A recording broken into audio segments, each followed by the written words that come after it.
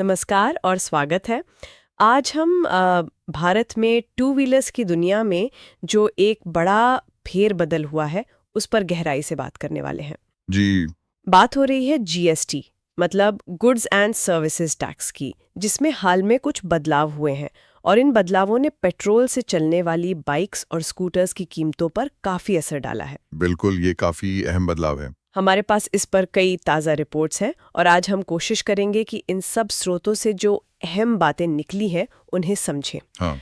मतलब ये कि जीएसटी में इस बदलाव का असली मतलब क्या है, कौन सी बाइक सस्ती हो रही है, कौन सी महंगी, और इसका बाजार पर खरीदने वालों पर क्या असर पड़ेगा। जी, ये सब समझना जरूरी है। और मज़े की बात ये है कि ये सब हुआ है ठीक फेस्टिव सीजन से पहले। तो क्या ये सच में लाखों टू व्हीलर खरीदारों के लिए बड़ी राहत है? क्या उनकी पसंदीदा बाइक सस्ती हुई या महंगी हो गई? चलिए इसी को समझते हैं आज। बिल्कुल। देखिए, ये कहानी शुरू होती है 3 सितंबर 2025 से।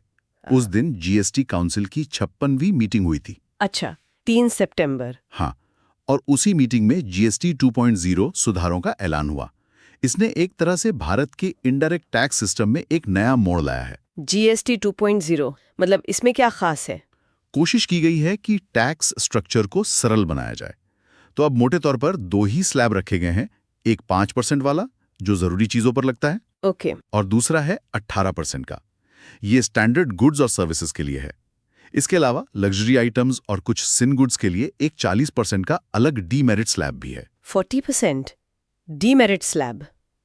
अच्छा। हाँ, लेकिन जहां तक टू व्हीलर्स की बात है, सबसे बड़ा बदलाव ये है कि 350 सीसी से कम इंजन कैपेसिटी वाली जो बाइक्स और स्कूटर्स हैं, हाँ, जो ज्यादातर लोग चलाते हैं। बिल्कुल, उन पर जीएसटी रेट 28% से घटाकर सीधा 18% कर दिया गया है। 28 से 18 मतलब पूरे 10% की कटौती। जी हाँ, सीधी 10% की कमी। ये बहुत मायने रखता है। वाकई। और ये नई घटी हुई दरें लागू भी हो चुकी हैं 22 सितंबर 2025 से, मतलब ठीक नवरात्रि के पहले दिन से। अच्छा, तो 22 सितंबर से कीमतें कम हो गई। ओके, तो 28% से 18%। ये तो वाकई बहुत बड़ा कदम है और जैसा आपने कहा इसका असर बहुत बड़े पैमाने पर होगा। हाँ, क्योंकि भारत में बिकने वाले लगभग 98% टू व्हीलर्स वो इसी 350 सीसी से कम वाली कैटेगरी में आते हैं। मतलब ये बदलाव तो करोड़ों लोगों से जुड़ा हुआ है जो रोज अपनी बाइक या स्कूटर इस्तेमाल करते हैं। बिल्कुल सही, रोजमर्रा के आवागमन के लिए। और जैसे ये घोषणा हुई, लगता है कंपनियों में कीमतें कम करने की होड़ लग गई। हाँ, तेजी से ऐलान हुए। चलिए देखते हैं कुछ बड़ी कंपनियों ने कितनी कटौती की है। सबसे पहले बात करें रॉयल एनफील्ड की। उनकी 350 सीसी रेंज बहुत पॉपुलर है। जी, क्लासिक, बुलेट, हंटर। हाँ, तो उन्होंने अपनी 350 सीसी बाइक्स पर 22,000 तक की कटौती की है। जैसे हंटर 350 है वो अब 15,000 तक सस्ती हो गई है। अच्छा। तो उसका जो शुरुआती मॉडल पहले 1.49 लाख का था वो अब 1.38 लाख से शुरू हो रहा है करीब। ये तो काफी अच्छी बचत है हंटर पर। बिल्कुल। अब आते हैं हीरो मोटोकॉर्प पर, देश की सबसे बड़ी टू व्हीलर कंपनी। उन्होंने अलग अलग मॉडल्स पर 5,800 रुपए से लेकर करीब 15,700 रुपए तक की कटौती की है। और जो सबकी पसंदीदा स्प्लेंडर प्लस है वो भी अब 6,800 रुपए के आसपास सस्ती हुई है। और उनकी जो नई प्रीमियम करिश्मा 210 आई है उस पर सबसे ज्यादा 15,743 रुपए की छूट है। यानी कम्यूटर से लेकर प्रीमियम तक सब पर असर। हाँ, होंडा भी पीछे नहीं है। Honda motorcycle and scooter India ने 18,887 रुपए तक की कटौती बताई है। ओके। और देश का सबसे ज्यादा बिकने वाला स्कूटर एक्टिवा 110 वो करीब 7,800 रुपए सस्ता हुआ है। और उनकी जो CB350 सीरीज है रेट्रो स्टाइल वाली, हाँ, हाइनेस और आरएस, हाँ, उन पर लगभग 19,000 रुपए की कमी आई है। देखिए ये दिलचस्प है। CB350 भी 350 सीसी में ही आती है, लेकिन थोड़ी प्रीमियम मानी जाती है। तो उस पर भी लगभग 19,000 का फायदा। मतलब साफ है कि 10% की कटौती फ्लैट है। तो जितनी महंगी बाइक होगी 350 सीसी के अंदर, उतनी ज्यादा बचत रुपए में दिखेगी। सही कहा। अच्छा, आगे बढ़ते। बजाज ऑटो ने अपनी बाइक्स पर 20,000 रुपए तक की कमी की है और उन्होंने तो अपने 3 व्हीलर्स पर भी 24,000 रुपए तक की कटौती की है। हाँ, वो शायद जीएसटी के दूसरे बदलावों का असर होगा। हो सकता है। अच्छा, टीवीएस मोटर ने तो कमाल ही कर दिया। उन्होंने अपनी रेंज पर 24,496 रुपए तक की कटौती की है, मतलब लगभग 25,000 रुपए। वाह, ये तो बहुत ज्यादा है। हाँ, इसका बड़ा फायदा उनकी फ्लैगशिप अपाचे RTR 310 और पॉपुलर स्कूटर एंटॉक को मिलेगा।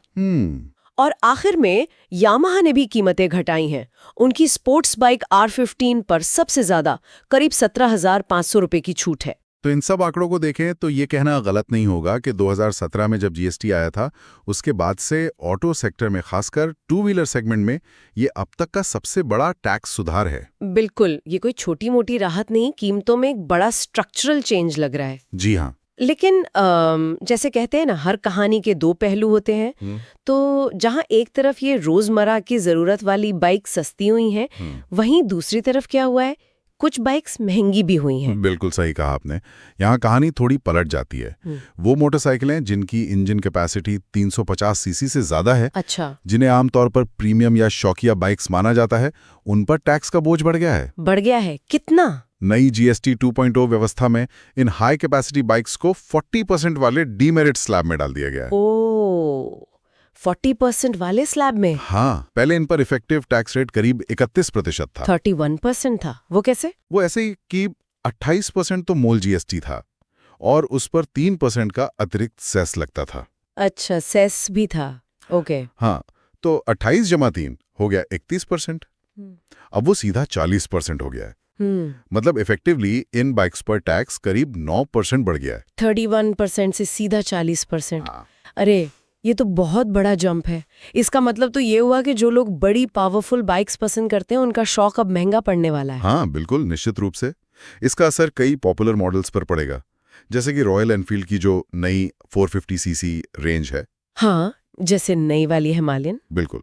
और उनकी 650 CC twins, interceptor 650, continental GT 650, इन सब पर असर आएगा। और KTM की बाइक्स? हाँ, KTM की ड्यूक और RC सीरीज जो 350 सीसी से ऊपर हैं, जैसे 390 ड्यूक, RC 390, वो भी महंगी होंगी। ट्रायम्फ की भी तो आई हैं 400 सीसी में, स्पीड 400। हाँ, ट्रायम्फ की स्पीड 400 और स्क्रैम्बलर 400X ये भी 350 सीसी से ऊपर हैं, तो ये भी इसी दायरे में आ सकती हैं।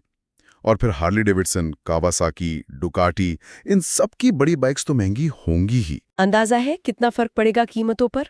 अनुमान यह है कि KTM 390 ड्यूक या रॉयल एनफील्ड इंटरसेप्टर 650 जैसी बाइक्स 20,000 रुपए से भी ज्यादा महंगी हो सकती हैं। 20,000 रुपए से ज्यादा? हाँ, और ट्रायम्फ की स्पीड 400 जिसकी कीमत को लेकर काफी चर्चा थी, वो शायद अब 17,000, 18,800 तक महंगी हो जाए। बाप रे, ये तो प्रीमियम बाइक सेगमेंट के ग्राहकों को जरूर सोचने पर मजबूर करेगा। बिल्कुल, ये एक साफ पॉलिसी सिग्नल है। सरकार शायद ये मान रही है कि 350 सीसी से ऊपर की बाइक जरूरत नहीं बल्कि लग्जरी या शौक की चीज है, और इसलिए उन पर ज्यादा टैक्स लगाना ठीक समझा गया है। इसके पीछे शायद पर्यावरण की चिंता हो या सिर्फ रेवेन्यू बढ़ाने का इरादा, लेकिन आधिकारिक तौर पर इसे डीमेरिट गुड्स कहा गया है। तो कुल मिलाकर तस्वीर ये बन रही है, आम आदमी की सवारी सस्ती और शौक वाली सवारी महंगी। हाँ, मोटे तौर पे यही है। इसका बाजार पर क्या असर पड़ेगा, खासकर अब जब फेस्टिव सीजन बिल्कुल सिर पर है? असर तो बहुत बड़ा और तुरंत होने की उम्मीद है। पहली बात ये, जैसा आपने कहा, मिडिल क्लास खरीदारों के लिए बड़ी राहत है। हाँ। जो लोग रोज ऑफिस जाते हैं, छोटा मोटा काम करते हैं, उनके लिए 7% से 10% कीमत कम होना बहुत मायने रखता है। तो जो डिमांड दबी हुई थी वो बाहर आ सकती है। सही बात है। दूसरी बात, टाइमिंग। ये बदलाव ठीक नवरात्रि, दशहरा, दिवाली से पहले हुए हैं। भारत में ये वो समय होता है जब लोग बड़ी खरीदारी करते हैं, गाड़ियां खरीदते हैं। हाँ, शुभ मानते हैं। बिल्कुल। तो इस फेस्टिव सीजन में टू व्हीलर की बिक्री में जबरदस्त उछाल आ सकता है। डीलर्स के लिए भी अच्छी खबर है फिर तो। निश्चित रूप से, खासकर गांवों में और छोटे शहरों में। वहां पब्लिक ट्रांसपोर्ट उतना अच्छा नहीं होता। हाँ, बाइक ही सहारा होती है। जी, बाइक या स्कूटर सिर्फ आने जाने का साधन नहीं, कई बार रोजी रोटी कमाने का जरिया भी होता है। ट्रैक्टर के बाद शायद बाइक ही सबसे जरूरी गाड़ी है ग्रामीण भारत के लिए, तो वहां ये कटौती और भी ज्यादा महसूस होगी। और ई बात और टू व्हीलर इंडस्ट्री पिछले कुछ समय से, खासकर कोरोना के बाद से, थोड़ी सुस्ती झेल रही थी। अब बिक्री के आंकड़े उतने अच्छे नहीं थे। हाँ, सुन रहे थे हम। तो ये जीएसटी कटौती इस सेक्टर के लिए एक जरूरी बूस्टर डोज की तरह काम कर सकती है। प्रोडक्शन और बिक्री दोनों को फायदा मिल सकता है। ये तो हुई मांग और बिक्री की बात। क्या इससे कंपनियों के बीच कंपटीशन पे भी कोई असर पड़ेगा? हाँ, बिल्कुल पड़ेगा। अब जब ज्यादातर बिकने वाली बाइक्स, मतलब 350 सीसी से कम वाली, हाँ। उन पर टैक्स रेट एक जैसा हो गया है, 18%। हाँ। तो कंपनियों को ग्राहकों को लुभाने के लिए सिर्फ कीमत नहीं बल्कि दूसरे फैक्टर्स पर और ध्यान देना होगा, जैसे फीचर्स, माइलेज, डिजाइन, सर्विस कैसी है वगैरह। तो एंट्री लेवल और मिड सेगमेंट में कंपटीशन और तेज हो सकता है। पर एक चिंता जो रहती है कि क्या कंपनियां सच में ये पूरा फायदा ग्राहकों तक पहुंचाएंगी या अपना मार्जिन बढ़ा लेंगे? सरकार ने इसके बारे में सोचा है। जैसा हमने बताया, ये नई दरें 22 सितंबर से लागू हैं। हाँ, और सभी बड़ी कंपनियों ने ऑफिशियली नई कीमतें जारी भी कर दी हैं, डीलर्स को भेज दी हैं। लेकिन फिर भी सरकार ने कहा है कि वो एक मॉनिटरिंग मैकेनिज्म बनाएगी। अच्छा, निगरानी रखेंगे। हाँ, इसका काम यही देखना होगा कि जीएसटी कटौती का फायदा वाकई एंड कंज्यूमर तक पहुंचे, वो मैन्युफैक्चरर या डीलर की जेब में ना चला जाए। ये पारदर्शिता के लिए जरूरी है। ये अच्छी बात है। और खरीदारों को भी यही सलाह है कि खरीदने से पहले डीलर से नई एक शोरूम कीमत जरूर कंफर्म कर लें। ठीक है, तो ये सारी जानकारी बहुत काम की है। अब अगर हम पूरी बात को समेटें तो इस जीएसटी बदलाव का निचोड़ क्या निकलता है? निचोड़ यही है। मतलब क्या है इसका सीधे शब्दों में? अगर कोई बाइक या स्कूटर खरीदने की सोच रहा है जिसका इंजन 350 सीसी या उससे कम है, यानी ज्यादातर कम्यूटर बाइक्स, 100 सीसी से 250 सीसी वाली गाड़ियां और यहां तक कि रॉयल एनफील्ड की 350 सीसी रेंज भी। जी, तो उनके लिए अच्छी खबर है, ये सब अब सस्ते हो गए हैं। लेकिन अगर किसी की नज़र बड़ी ज्यादा पावरफुल बाइक पर है, 350 सीसी से ज्यादा वाली, जैसे रॉयल एनफील्ड की 650 ट्विंस, केटीएम 390 या ट्रायम्फ स्पीड 400, हाँ, तो उन्हें अब ज्यादा पैसे देने पड़ेंगे। बिल्कुल। ये सिर्फ कीमतों का खेल नहीं है, बल्कि ये सरकार की पॉलिसी में भी एक बड़े बदलाव का संकेत है। एक तरफ आम आदमी की गाड़ी को सस्ता करना, दूसरी तरफ बड़ी महंगी बाइक्स पर एक तरह का लग्जरी टैक्स लगाना। हाँ, कह सकते हैं, ये एक दिशा दिखाता है। चलिए एक बार फिर से मेन पॉइंट्स दोहरा लेते हैं ताकि सब कुछ साफ हो जाए। 350 सीसी से कम इंजन वाली बाइक्स और स्कूटर पर जीएसटी 28% से घटाकर 18%। नतीजा, ये गाड़ियां काफी सस्ती हो गई हैं, करीब 7 से 10% तक। सही। दूसरा, 350 सीसी से ज्यादा इंजन वाली प्रीमियम बाइक्स पर जीएसटी बढ़कर 40% हो गया है। पहले इफेक्टिव 31% था।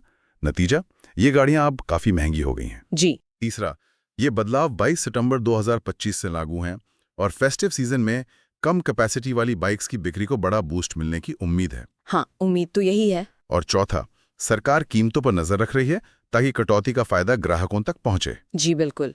तो ये जानकारी उन सभी लोगों के लिए बहुत जरूरी है जो इस फेस्टिव सीजन में नई बाइकें, स्कूटर लेने का सोच रहे हैं। अब वो अपने बजट और जरूरत के हिसाब से बेहतर फैसला ले सकते हैं। बिल्कुल। और जाते जाते मैं श्रोताओं के लिए एक सवाल छोड़ना चाहूंगा सोचने के लिए। हाँ, जरूर। ये जो जीएसटी का नया ढांचा बना है, जहां रोजमर्रा की बाइक सस्ती और शौकिया बाइक्स महंगी हुई हैं, क्या ये लंबे समय में कंज्यूमर की पसंद को बदलेगा?